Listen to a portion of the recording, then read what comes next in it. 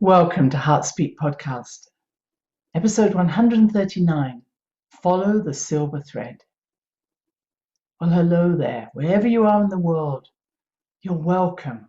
It's really good to spend this time with you. That was a very big lunar eclipse we've just had. And when we have a lunar eclipse, and this one was in Sagittarius, it's about exposing those things that have been hidden. And Sagittarius is all about fairness and ethics and morals and truth. So I think we're all hoping that more of that will appear in the world. Truth doesn't take sides. It's just truth. And we need more of that. We need honesty. And that is true for us all. Where are we not being honest to ourselves? Where are we not being honest to our feelings, to our beliefs? And this particular lunar eclipse had a very strong connection to Jupiter in Pisces. Pisces is about unlimited thinking. Let's expand our thinking, but it also has a tendency to get a little lost. So we can get lost in delusion or fairy tales or deceptions.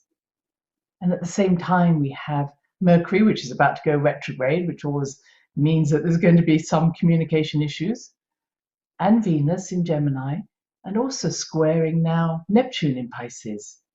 So again, a lot of wonderful mystical ideas coming through, things that we might start discovering. There's going to be more talk about UFOs and ETs, and I'll talk about that myself in another podcast. But at the same time, not to get lost in misinformation and deception and what is real and what isn't.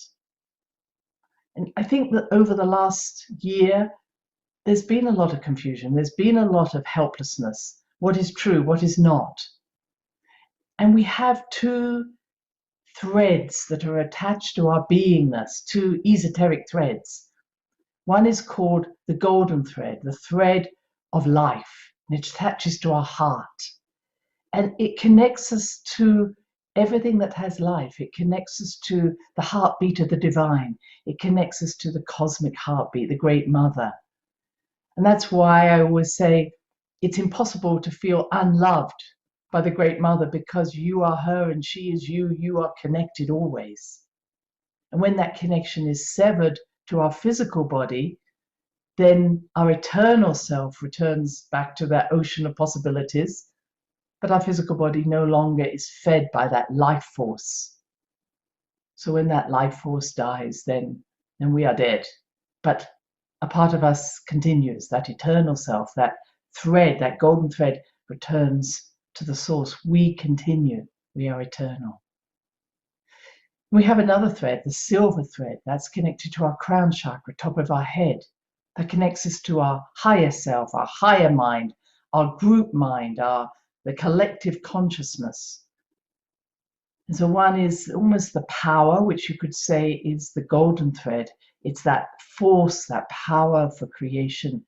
And one is the focus, which comes from the silver thread. Where are we focusing? Where are we putting that power? If you think of it like an archer, it's one thing to pull the bow back. But if you have no focus, but lots of power, you're going to go all over the place. But if you have no power but focus, then your arrow will just drop. So having force and focus together brings the healing, brings the wholeness that we're wanting. So the silver and the gold thread work together. And what I've been observing is that over this last year, and particularly recently, that I'm seeing less evidence of a strong silver thread in many people. And when I'm looking at the crown chakra, and this is what I do energetically, I look at someone's energy when they're asking me to, not otherwise. I notice where the energy is very strong and where it's perhaps needing a little bit more energy put into that area, out of balance. And I'm surprised just by how many crown chakra energies are diminished at this time, almost closed down. And because this is the seat or the connection to that silver thread that takes us from the crown chakra up through what we call the stargate, which is above our head, and to the spirit world, to our soul family, our higher mind, then if that crown chakra is not receiving that energy, then we are losing our connection to our spiritual self. And in particular, we're losing direction. Because what I'm going to talk to you about is how that silver thread allows us, through the pineal gland, to keep on our own direction, to keep our direction, just as a bird will know where it's flying, or a whale will follow its migratory routes. Our pineal gland contains what we call magnetite, and it allows us to be able to stay on track, to stay true to ourselves, to stay attracted to the true north.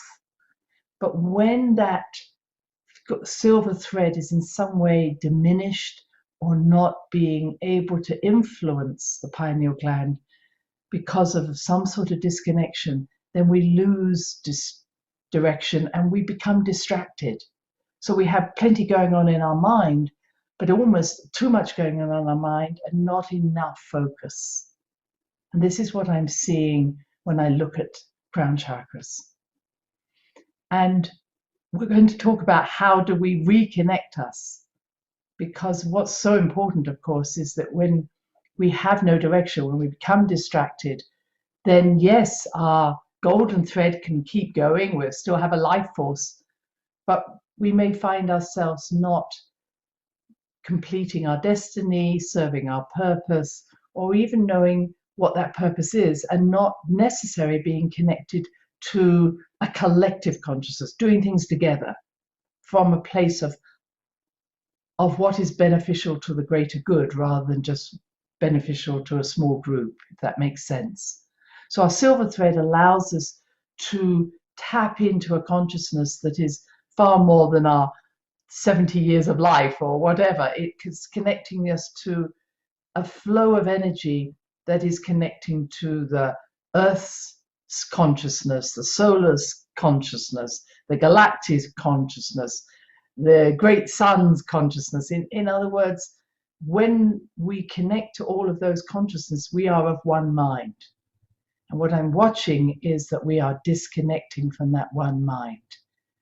And each of us has a part to play in maintaining that flow.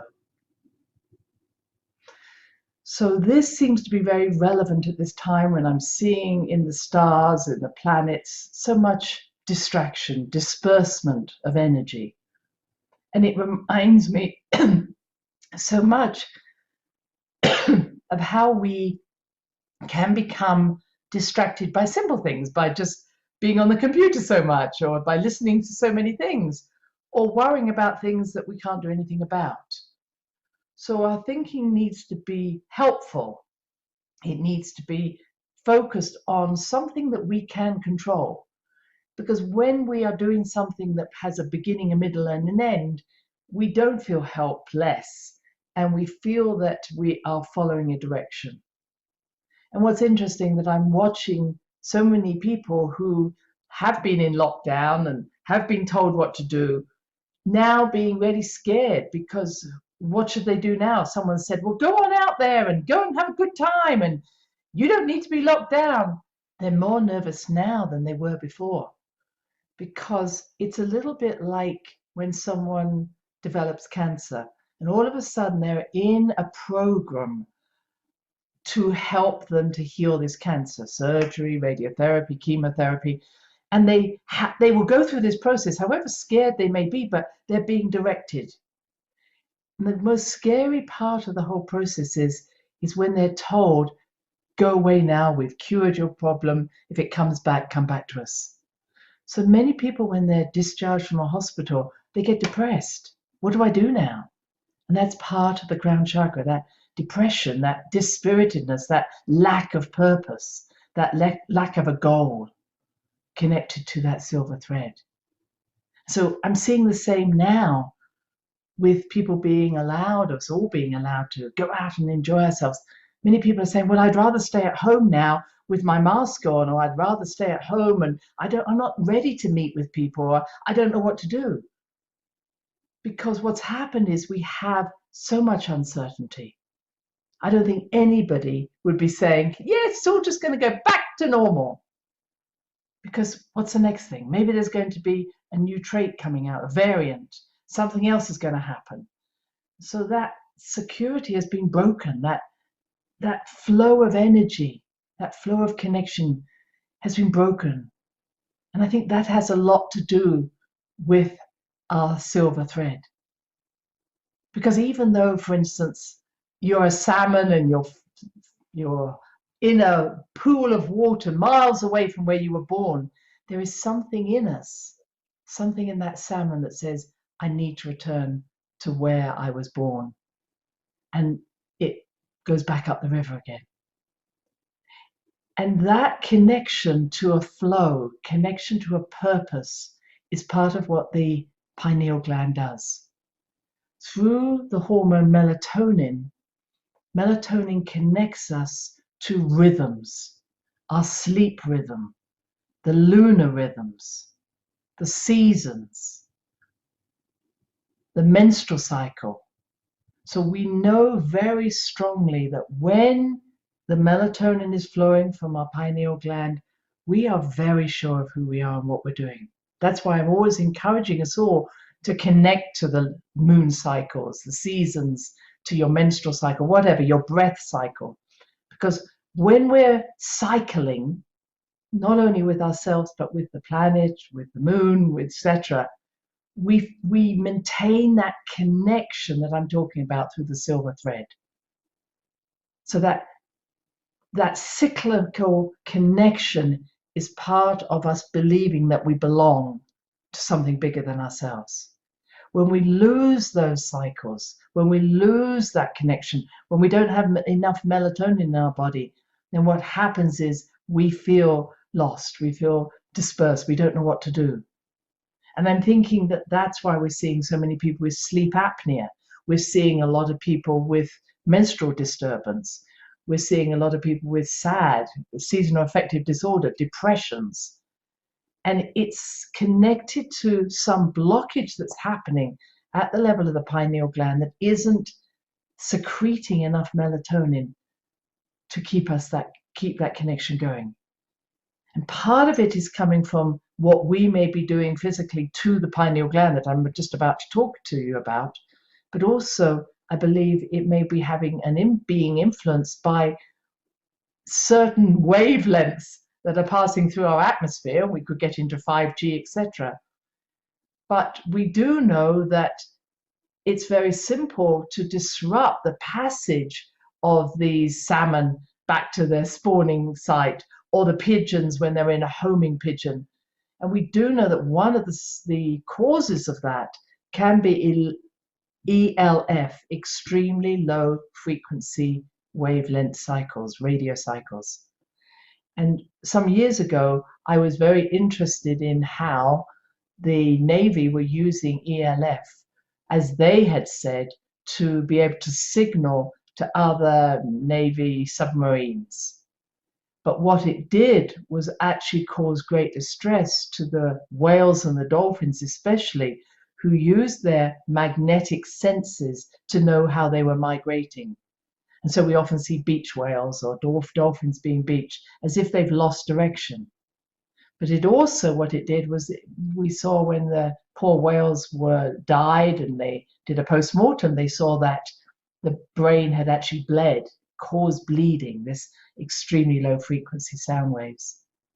And many wonderful beings such as Joan Ocean and her group in Hawaii really protested against this, and it did stop for a while and then it started again. So that's what happens in the water. But I've also been reading that the wind turbines also put out an extremely low frequency sound wave. And we have those now everywhere on the land. And so what we're seeing is that maybe these ELFs are coming into our pineal glands, affecting our pineal glands, affecting maybe the bees and their ability to find their way home. Anything that uses this magnetite, this magnetic frequency to know how to harmonize with the Earth's energy, these extremely low frequencies are disturbing that connection. So there's so much happening outside us and inside us.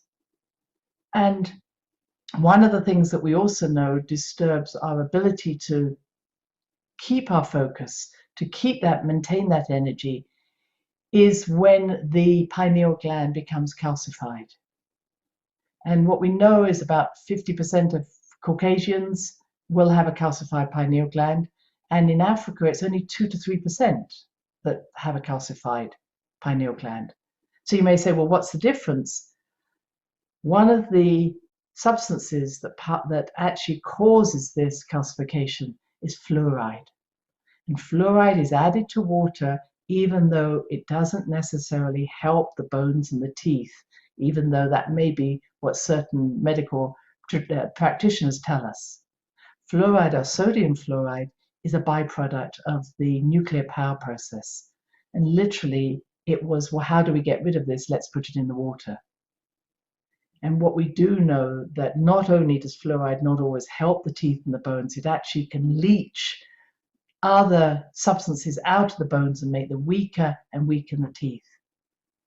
And you may say to me, yes, but I want it in my children, I want it in the toothpaste, I want it, but we don't need to have it in our water. We could make a choice to where we could take fluoride in, but not in everybody's water source, as we do have so many people here in America have fluoride in their water.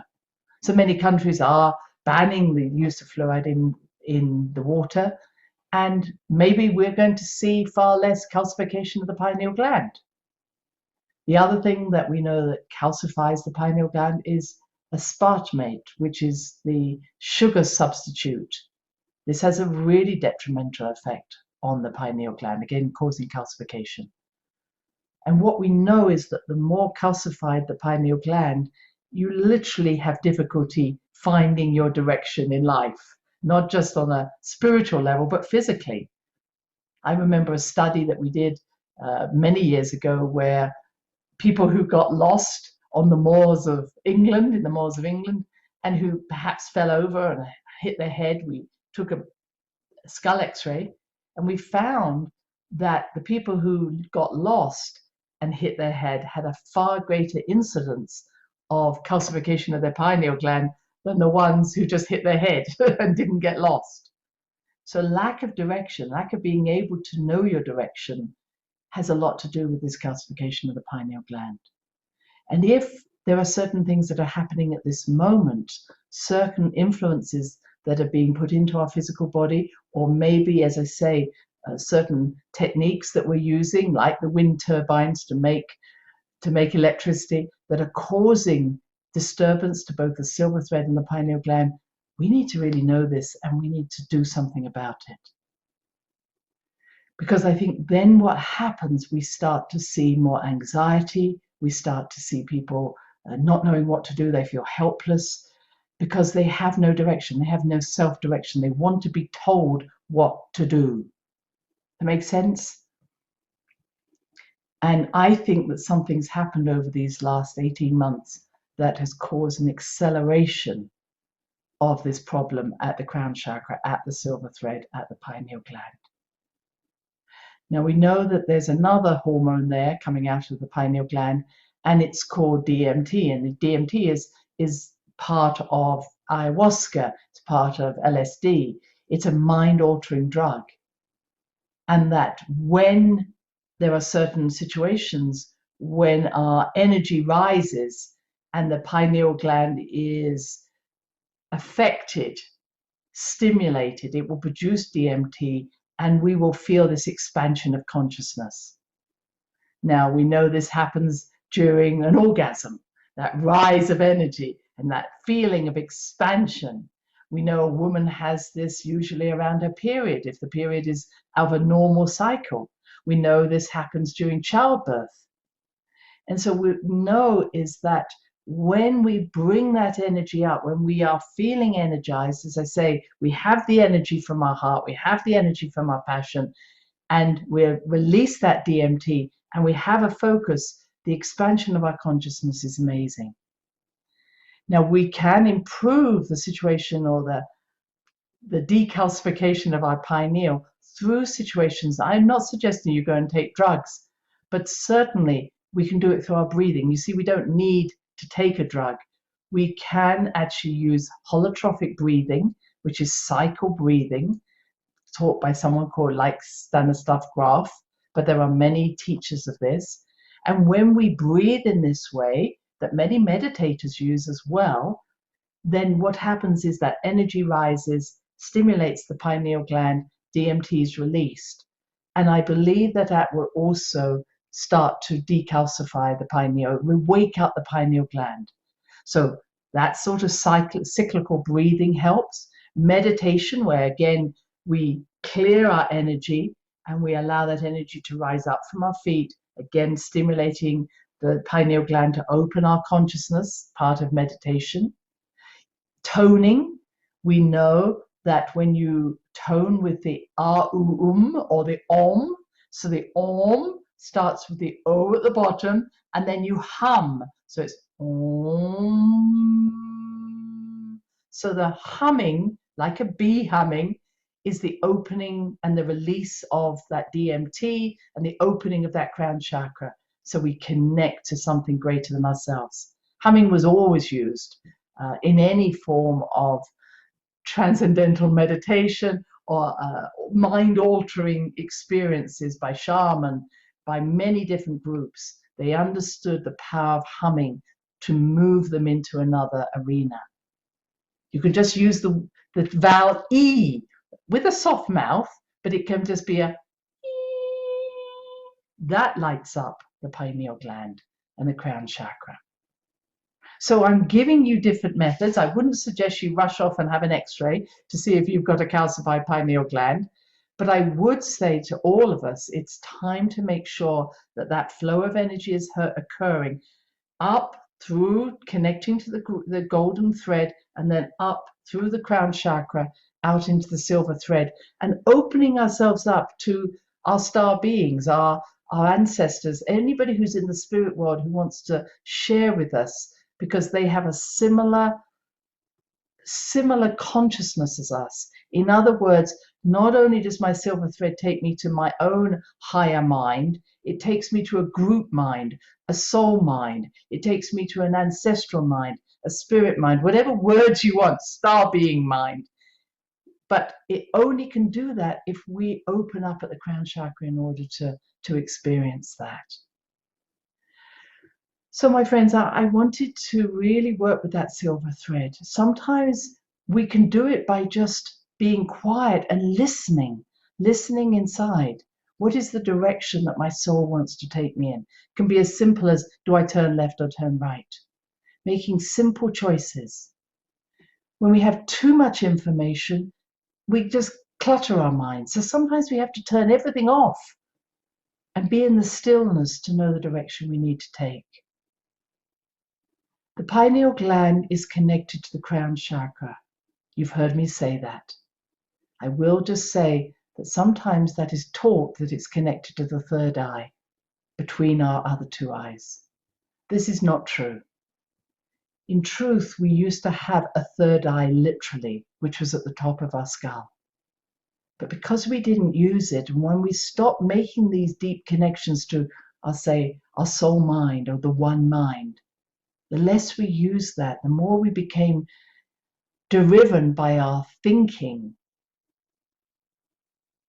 the less we used our true third eye, and that became covered by skin and then hair. The third eye that we often talk about as a chakra is this one here in the center of our forehead.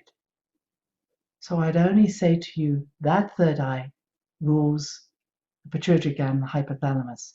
The third eye I'm talking about, if you wanted to talk about it, a better name that we call it now is the crown chakra, connected to the pineal gland, this amazing small pea-shaped gland that sits outside the blood-brain barrier. It has one of the richest sources of blood supply to it, has a deep connection to the sympathetic and parasympathetic nervous system, to the limbic system, to sound and light.